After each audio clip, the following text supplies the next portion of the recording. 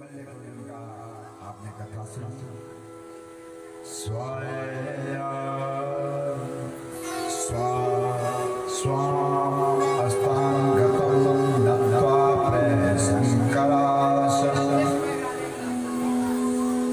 तदाश्चागिरिजा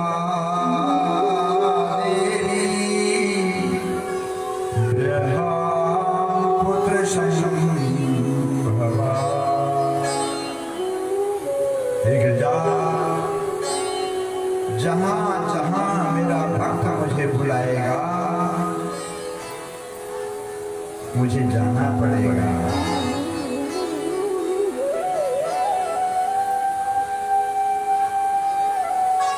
जहां जहां मुझे मेरा भक्त बुलाएगा मुझे वहां जाना पड़ेगा। संभोष्य परम दुःखम पापम तस्मिन् लगते। देखो ताड़ने वाले जो डांटते हैं ताड़ने वाले रहमत की नजर रखते हैं।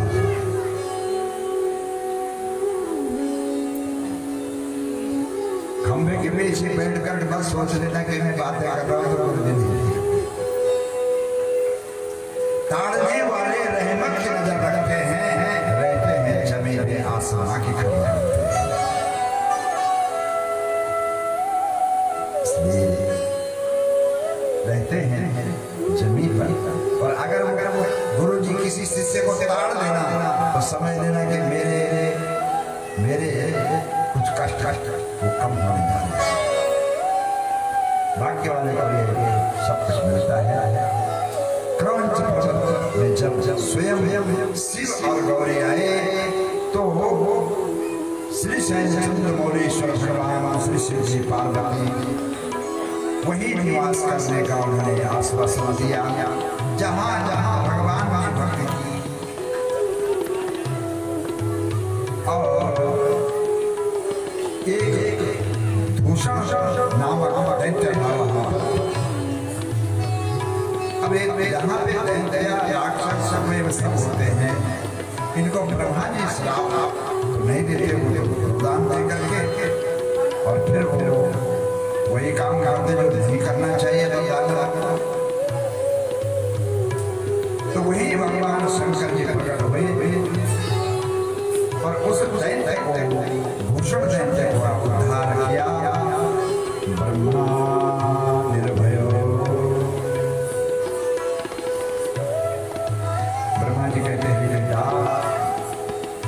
सारे जितने लोग सब निर्भय हो गए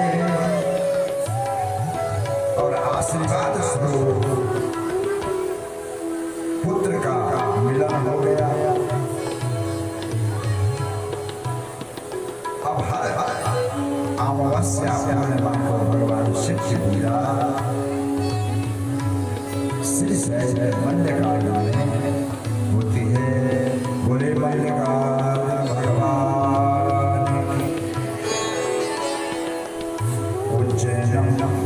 महाकाल।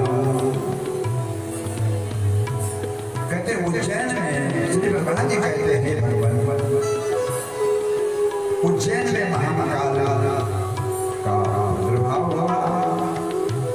नंदा उज्जैन नगरी और चंद्रसेन नाम का यहाँ राजा भगवान शिव का अनन्य भक्त जितेंद्रिया राजा राजा शिव गणों से भी जो अति ऊपर मंत्रों में तंत्रों में सब प्रकार में भगवान की भक्ति राजा वेद और तो सागर कैसे उनका प्रभाव सब लोग इनको देखे चलने लगे। उज्जैन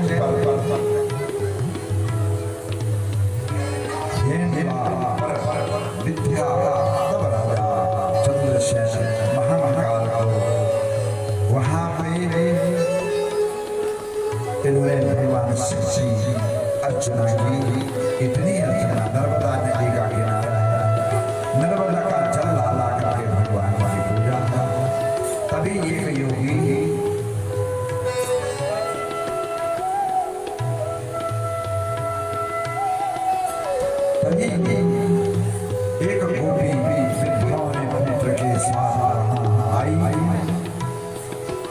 गोपी अपने पुत्र को लेकर के राजा शिव भक्त को देखकर अपने आप को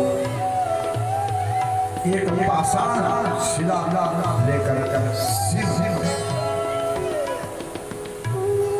भक्ति में लग गई। मां को अच्छा नहीं लगा।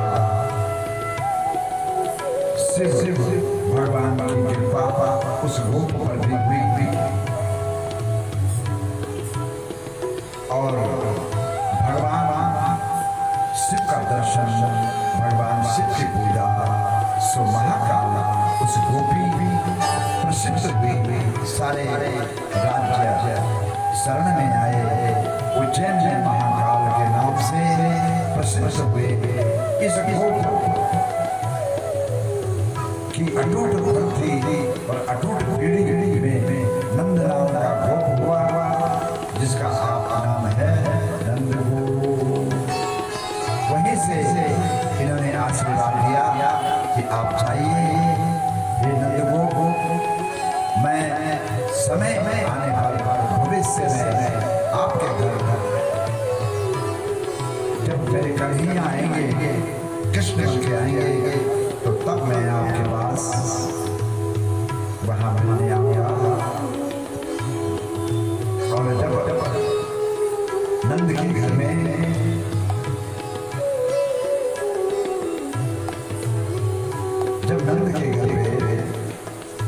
भगवान आए तो सीधी कैलाश से छोड़कर चल दे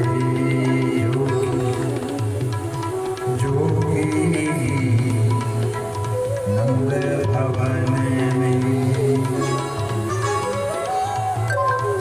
कि चल जोगी जोगी नंद भवन में ब्रज को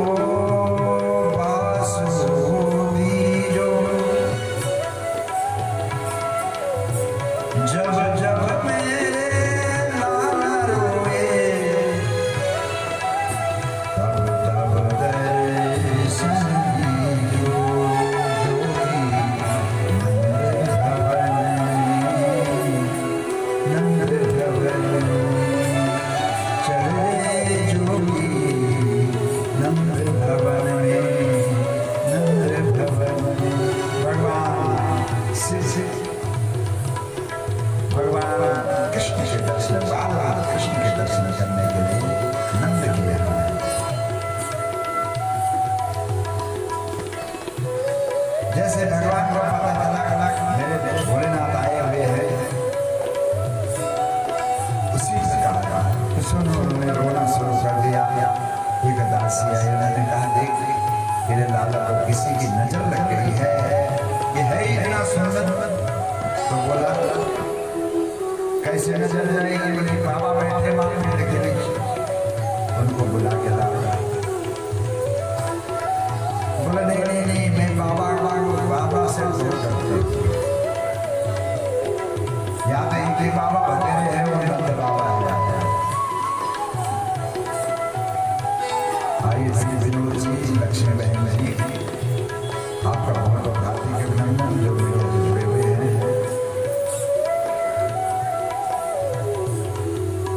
और मुझे बाबा से बहुत लगती है। बाबा तो मना कर दिया, भैया बच्चा बहुत रोया, कन्हैया बहुत रो रहा है, छटपटाने लग गया। कितना छटपटाया कि सैत भैया बाबा जी को अंदर नहीं बुलाएगा, नहीं दर्शन कैसे। माँ ने कहा चलो बाबा जी को बुला के ले आओ। जैसे बाबा जी अंदर आए,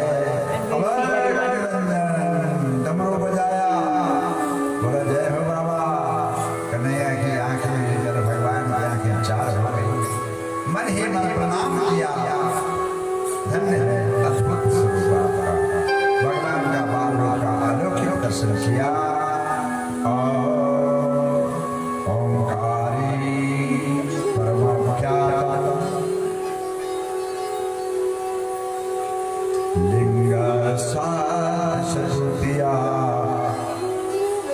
तथा लक्ष्मी वा प्रयासतो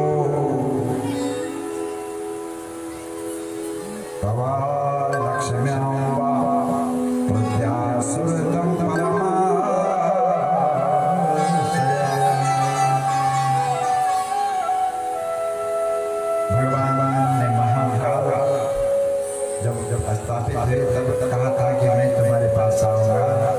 नंद जी को पता चला कि यही मेरे बाबा है। नंद जी ने भगवान के चरणों का अभिषेक किया। भगवान प्रसन्न होकर के उनको आशीर्वाद दिया। नंद बाबा ने उन्हें कहा, देखो मैं अपना सारा जितना भी मेरा आशीर्वाद है तो तुम्हें देने आया हूँ। आज हमारी जन्म जन्मांतर की तपस्या सफल हो गई, क्योंकि आपने विष्णु भगवान के रूप में कृष्ण का दर्शन कर लिया और शिव का दर्शन, एक साथ दोनों देवताओं का दर्शन किया। बोले नंदन भगवान। कहते हैं ऋषियों, ओंकारेश्वर ज्योतिर्लिंग की उत्पत्ति कैसे हुई, कहाँ हुई, क्यों हुई, क्या कारण था? तो कहते एक समय की बात है, नारद जी विंध्याचल पर्वत के पास गए। विंध्याचल से पूजा समय 10 गीता पूजा की और विंध्याचल पर्वत ने से पूछने लगे, मेरा आनंद और भी बढ़ रहा है, वो आप मुझे भगवान शिव का कहते कोई बात नहीं। तब विंध्याचल ने बड़ा आदर से भगवान शंकर की तपस्या 6 महीने तक की। भगवान का दर्शन हुआ, भगवान शिव ने दर्शन दिया। भगवान के द्वारा उससे सर मांगने को कहा तो उन्होंने कहा, भगवान मैं आपको ओंकार भाव से उताया नित्याय योगिनाम कामनाम मोक्षमं चैव ओंकाराय नमः।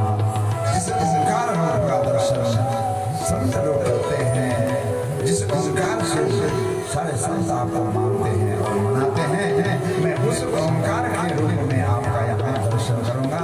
भगवान शंकर ने कहा कि जाओ आप आओ, मेरा यहाँ रूप ओंकारेश्वर के रूप में यहाँ होगा, मुझे ओंकारेश्वर के रूप से माना जाएगा। आगे भगवान ने प्रश्न हुए, आगे केदार की कथा है। जय बाबा केदार, गंगोत्री जय जय, यमुनोत्री जय, जय बाबा केदार। एक भजन के साथ साथ हमारे पंडित जी भजन करेंगे और उसके बाद केदारनाथ की कथा होगी। आइए हम केदारनाथ की यात्रा, मानसिक यात्रा भी आपको ले चलेंगे ताकि आप केदारनाथ का दर्शन करें। अब केदारनाथ का दर्शन आंखें बंद कर लो और केदारनाथ भगवान का दर्शन के लिए तैयार हो जाओ। कौन कौन है जो केदारनाथ की यात्रा में मेरे साथ चलना चाहता है? हाथ खड़ा करो। रिजर्वेशन करके सबका गाड़ी यहाँ से सीधे केदारनाथ चलो। शंकर भगवान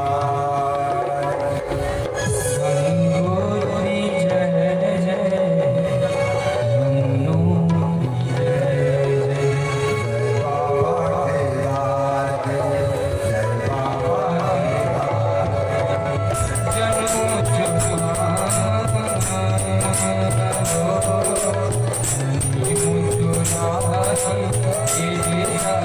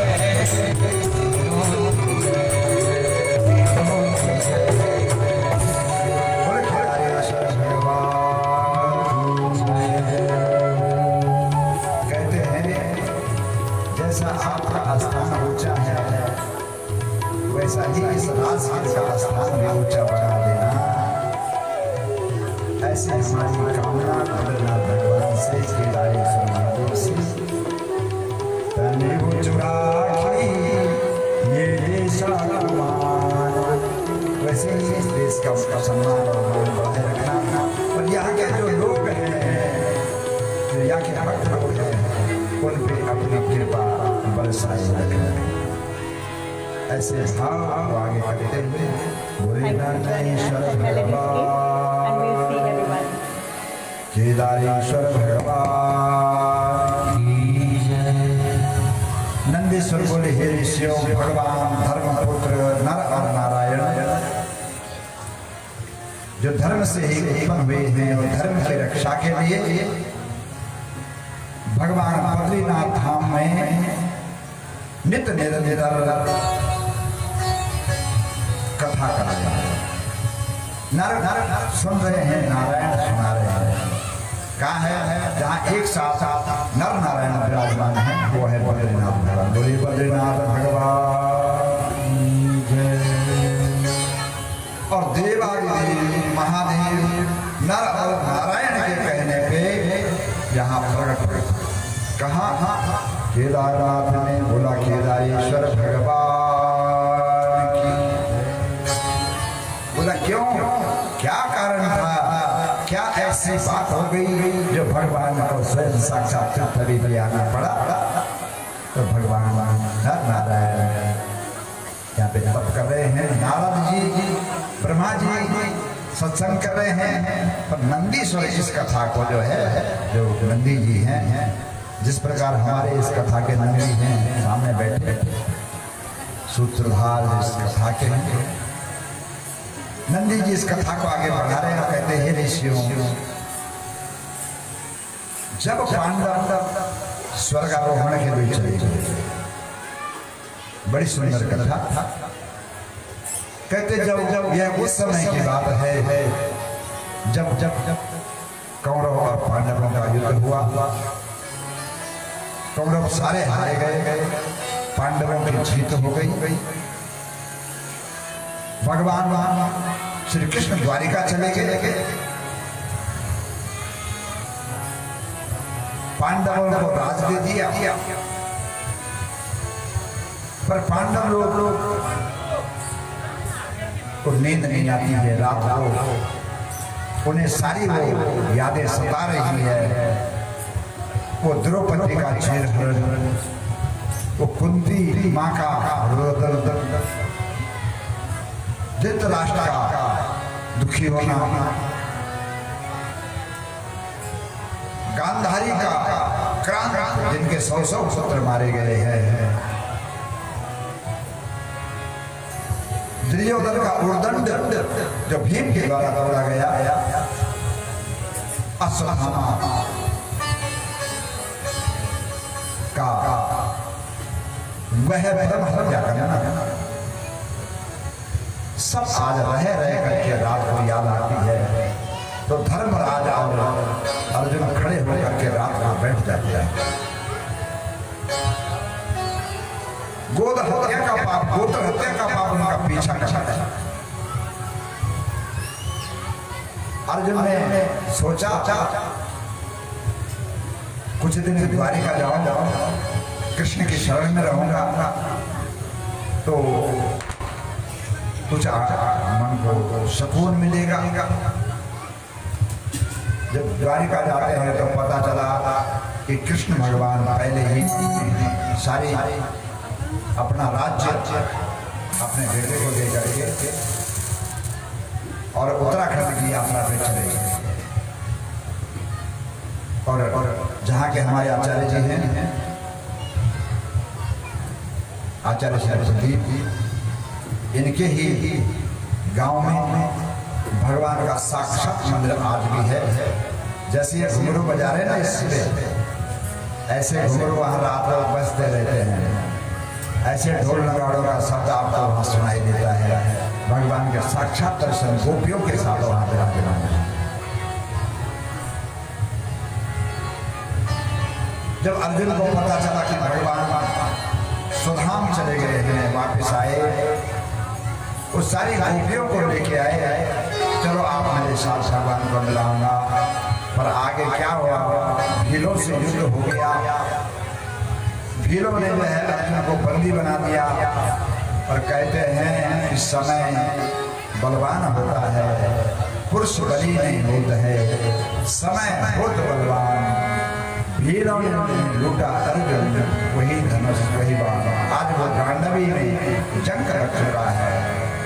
आज वो गांडवी कि वो मार उस प्रत्यंचा नहीं कर पा रही है।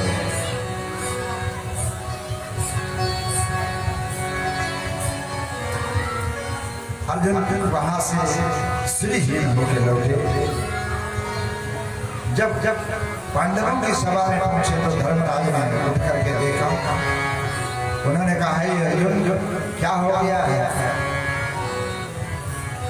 तूने किसी का अपमान किया है क्या तेरे साधु ने रक्षा के लिए आपसे बात कही और आपने किसी की रखी? तो साधु की रक्षा नहीं की, ब्राह्मण की रक्षा नहीं। क्या तेरे हाथ से गौ का अपराध हो गया, तूने गौ की रक्षा नहीं कर पाई? या तूने किसी स्त्री की लज्जा नहीं बचा पाई? क्या हो गया तेरा मेरा इस प्रकार से लटका हुआ क्या?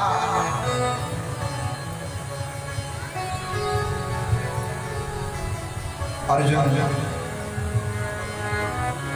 सिर को नीचे किए हुए आंखों से अश्रु धारा बह रही है, मानो एक तरफ से गंगा और एक तरफ से यमुना बह रही है। धर्मराज सिंहासन से उठ करके नीचे उतरे।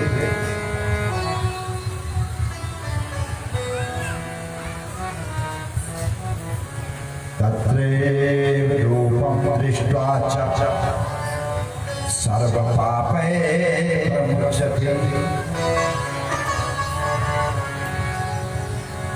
अर्जुन के पीठ पे कंधे पे हाथ रखा, बताना मुझे क्या हुआ है? इतना व्याकुल कभी नहीं हुआ। जब बड़े बड़े युद्धों में बड़े बड़े जगहों में कभी इतना परेशान नहीं हुआ, क्या हो गया?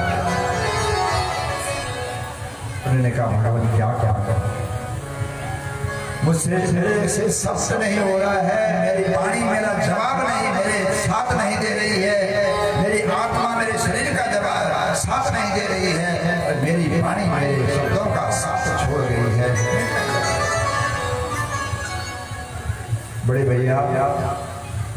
भगवान हमारे सूत्र हमारे प्राणाभा हमें छोड़ करके स्वधाम चले गए। क्या क्या स्वधाम चले गए। जैसे कुंती मैया ने सुना भगवान स्वधाम में चले गए, कुंती मैया ने अपने आंखें बंद की, भगवान के चरणों में चित लगाया और बोले कृष्ण चंद्र भगवान बैठे बैठे धर्मराज ने कहा माता का अंतिम संस्कार करो, क्योंकि मित्रों में यही रहेगी। दुर्योधन और गांधारी पहले में गल चुकी थी।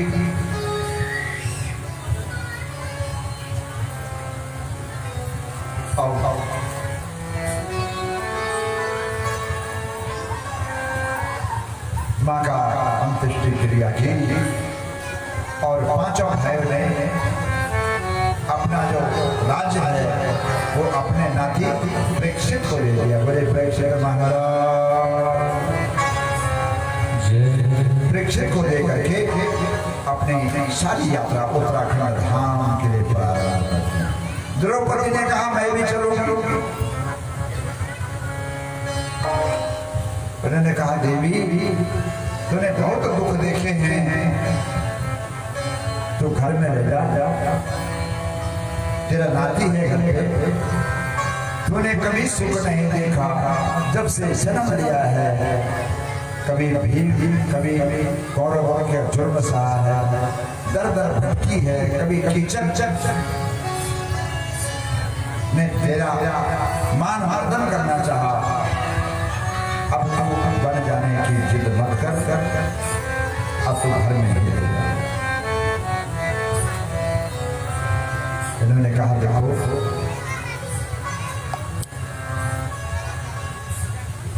अगर पति ना हो तो या पति चले जाए और पत्नी को वैधव्य जीवन का पालन करना पड़े, उससे बड़ा दुख कुछ भी नहीं है। अंगारों की सेजा पे लेटना, कांटों की सेजा पे लेटना सुख दे सकता है, पर वैधव्य जीवन कभी माता को सुख नहीं दे सकता है, क्योंकि हजारों कितों की नजर उस पर रहती है। एक तो पति का विरह और एक सभी कितों की नजर उस पर रहती। भगवान मुझ पे ऐसी कृपा करो कि मुझे घर में नहीं साथ ले चलो। कह नहीं हम आपको साथ नहीं ले जा सकते। उन्होंने फिर दृष्टांत दिया भगवान राम का कि राम ने भी तो सीता जी को वन में लेके गए, आप क्यों नहीं ले जा सकते?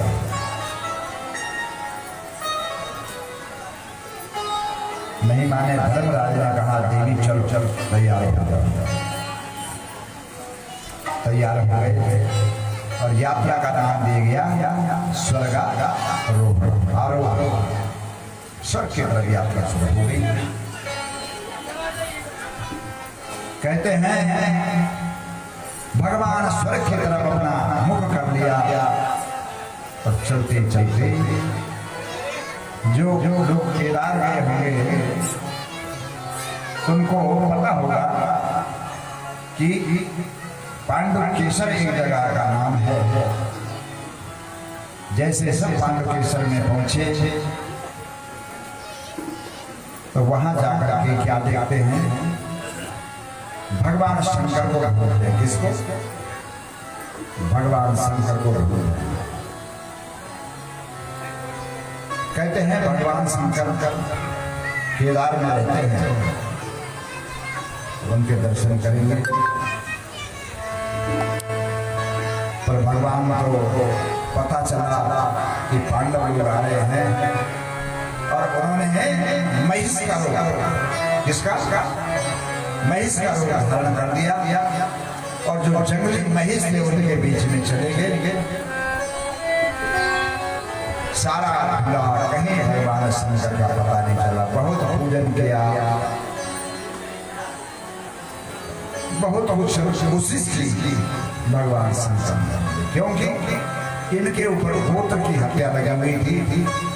सबसे बड़ी हत्या है जो गोत्र की हत्या हो जाती है, अपने गोत्र। समझ रहे?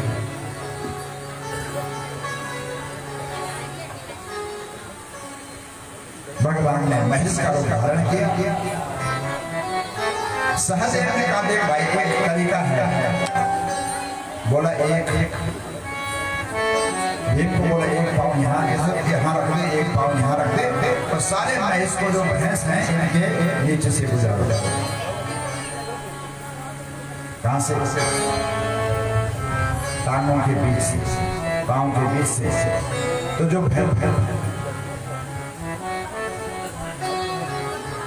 जो तो महेश होंगे, भैंस होंगे, वो चले जाएंगे। जो भगवान शंकर हैं वो कभी यहाँ से पार नहीं पाएंगे और हम भगवान को पकड़ लेंगे। बोले शंकर भगवान।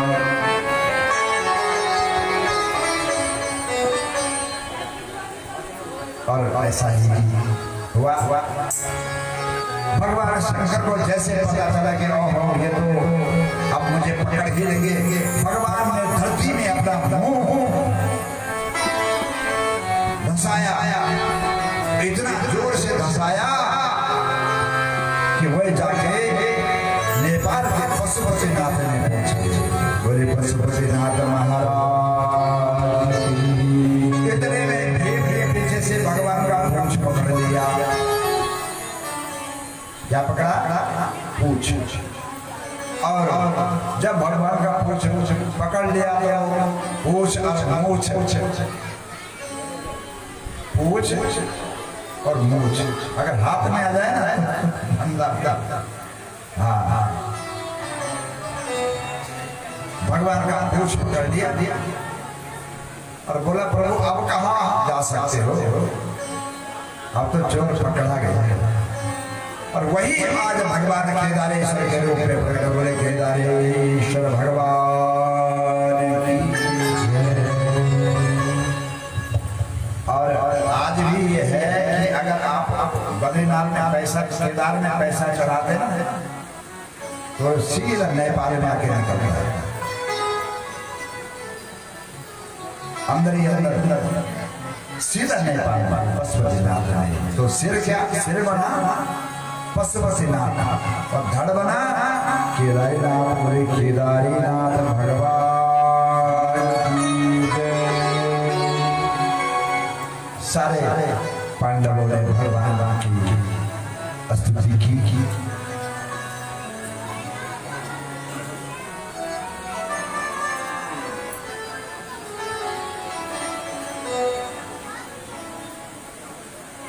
सब जगह शिव भोले नाथ हम पर दया करो, हे भोले हे भंडारी हम पर दया करो। हे भोलेनाथ हम पे दया करो। हमारे ऊपर जो गोत्र हत्या का जो पाप लगा हुआ है अब उससे दूर करो। बोला उसी चक्कर में तो मैं भाग रहा था। तब भगवान ने उनको कहा, बोला क्या चाहते हो? बोला हमें उद्धार का रास्ता बताया कि उद्धार करो भगवान तुम्हारी शरण। उद्धार का उपाय बता दो जिससे हमारा उद्धार हो जाए। भगवान ने कहा उद्धार का जो उपाय है वो आप नर और नारायण की शरण में बद्रीनाथ में जाइए। अच्छा, जब आप बद्रीनाथ जाओगे तो बद्रीनाथ में आपको नर और नारायण का दर्शन होगा। वहीं पे व्यास गंगा है और वहीं पे शिव पुराण की उत्पत्ति हुई है। वहीं पर उसी व्यास गुफा में व्यास जी ने शिव पुराण का लेखन वाचन हुआ। बोले व्यास देव भगवान की जय। आप वहां जाइए, पांडव वहां गए,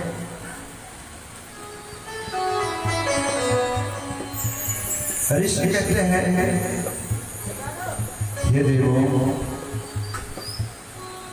सूर्य 88,000 ऋषियों को सुना रहे इस कथा को।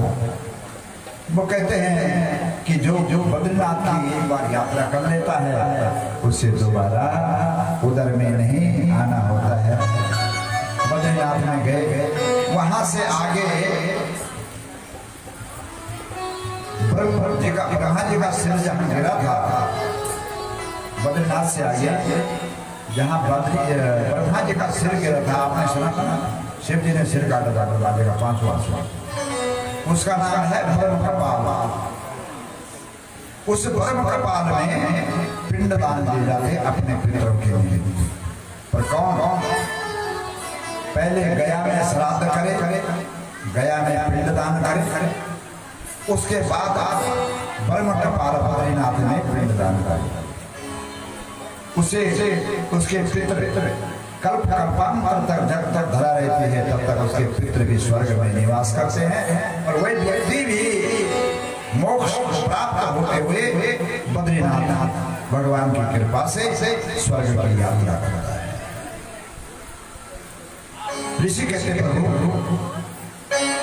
आपने गया की बात की है, तो कृपा करके गया में पिंड कैसे भरे जाते हैं, कौन भर सकता है, कौन नहीं भर सकता है, क्या विद्या है, क्या चीज है।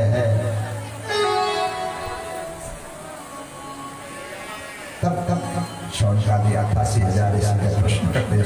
कहते हैं देखो, गया में श्राद्ध आप कब कर सकते हैं, जब आपके माता और पिता दोनों इस संसार की यात्रा पे निकल चुके हैं। अगर माता और पिता में दोनों में कोई एक है तो आप गया श्राद्ध के अधिकारी नहीं है, और बद्रीनाथ में ब्रह्म कपाल के श्राद्ध के अधिकारी। भगवान की जय, श्री भद्रेश्वर भगवान की जय।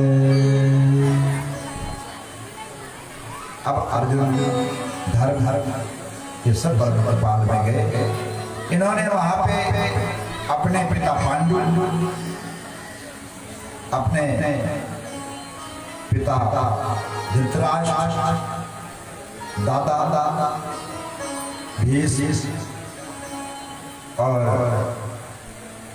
जो भीष्म के भाई थे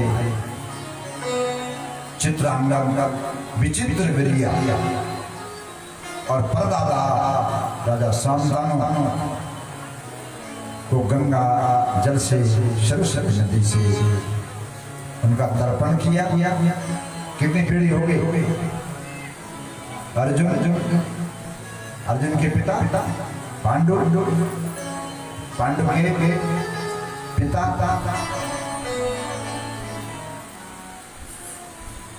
चित्रांगद, विचित्रवीर्य एवं भीष्म, और उनके पिता शांतनु।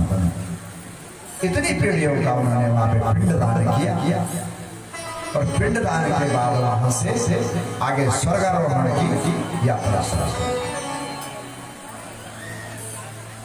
सबसे पहले आगे जगह बढ़ रहे थे, बर्फ आगे, सबसे पहले पार्वती कुंड में पार्वती ने अपना शरीर छोड़ा। द्रौपदी ने अपना शरीर छोड़ा। बोले द्रौपदी मैया। उसके बाद आगे निकले, नकुल ने अपना शरीर त्यागा। नकुल महाराज, फिर सदैव जी ने अपना शरीर छोड़ा। उसके बाद अर्जुन भीम, और फिर अकेले रह गए धर्मराज। बोले धर्मराज भगवान की जय। और धर्मराज के साथ एक, क्या बात है, एक स्वान, उसको कहते हैं स्वान। आप फाल्गुन की भाषा नहीं कहते हैं कुत्ता। एक श्वान, और श्वान के कान में क्या थे पता है? नहीं पता। श्वान के कान में दो, वो जो चिपकती है बड़ी बड़ी गोल सी होती है, किलने बोलते हैं, किलने। दो कितने जीव रह गए? एक श्वान, एक धर्मराज और दो किलने, 4 प्राणी रह गए। इनका शरीर नहीं छूटा, क्योंकि धर्म से पहले कुत्ता शरीर नहीं छोड़ सकता है, स्वामी शरीर नहीं छोड़ सकता है। स्वामी से पहले स्वामी की सेवा के लिए उसको रहना पड़ा। इन्होंने पुकार लगाई भगवान बद्रीनाथ से, बद्रीश्वर से, भोलेनाथ से, हे भोलेनाथ कृपा करो, उद्धार करो हमारा। भगवान ने कहा देखो तुम सशरीर स्वर्ग जाओगे, और तुम्हारी जो उंगली है उस पर कुष्ठ रोग है। अब ये कुष्ठ रोग क्यों हुआ साहब पता है? क्योंकि धर्मराज ने एक बार आधा झूठ बोला था। झूठ क्या था? कि हाथी मरे हतो हतो नरो बा कुंजरो बा। अश्वत्थामा नाम का हाथी मर गया, अश्वत्थामा नाम का जीव मर गया, पर ये पता नहीं कि वो नर था या कुंजर। और ये जब उनके पिता अश्वत्थामा के पिता द्रोणाचार्य जी को पता चला तो उन्होंने तुरंत अपने शरीर छोड़ दिया। समझ आ रही है? ये कहता तुमने ये झूठ बोला, हालांकि आधा था, और आपका धर्म नहीं। आपने झूठ क्यों बोला? उन्होंने पश्चाताप किया, ब्रह्मकुंड में स्नान किया। स्वर्ग पौड़ी, जहां पे स्वर्ग से पौड़ियां हैं, आज भी दिखती है वो पौड़ियां। उन पौड़ियों पे माथा टेका, तुरंत आसमान से विमान आया और धर्मराज जी उस विमान पर सवार हो गए। जैसे धर्मराज जी विमान पर बैठे थे वैसे कुत्ते ने शरीर छोड़ा। धर्मराज जी ने कहा ठहरो, मैं अकेले नहीं जाऊंगा। बोला क्यों? बोला इस कुत्ते ने मेरा साथ यहाँ तक दिया है, मैं इसको भी साथ में ले जाऊंगा। कुत्ते ने कहा मैं अकेला नहीं जाऊंगा, मेरे कान में 2 किलने हैं जो यहाँ तक मेरे साथ आए, ये भी साथ जाएंगे। चारों विमान में बैठे और भगवान नंद नंदन के धाम गौलोक में पहुंचे। बोले नंद नंदन भगवान की जय, श्री केदारेश्वर भगवान की जय। ये केदारेश्वर की कथा है।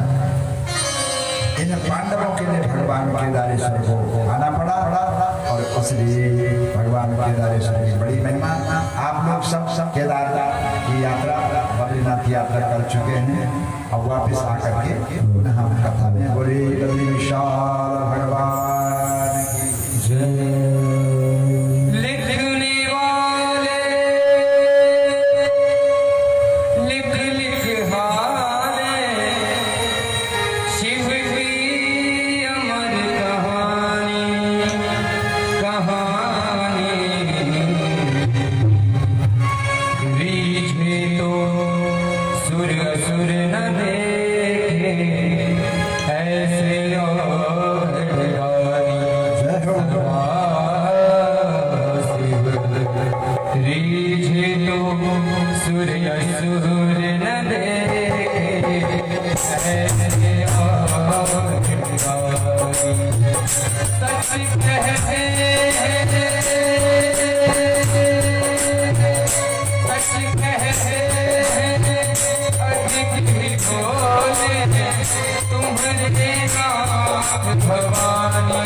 भवानी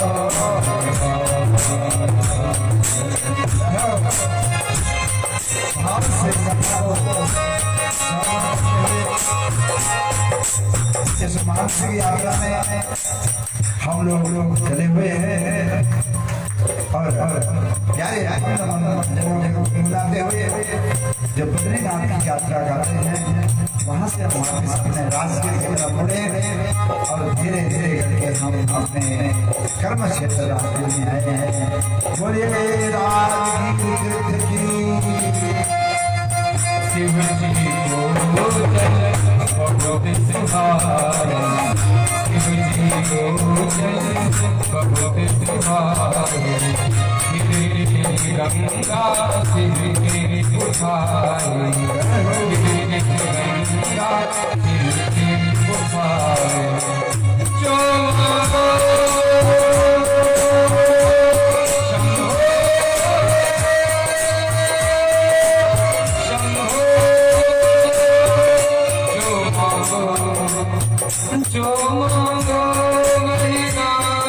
में दे दे, जो बोले दान में दे दे, पालुटिया भले पानी को पानी, भीगे तो सूर्य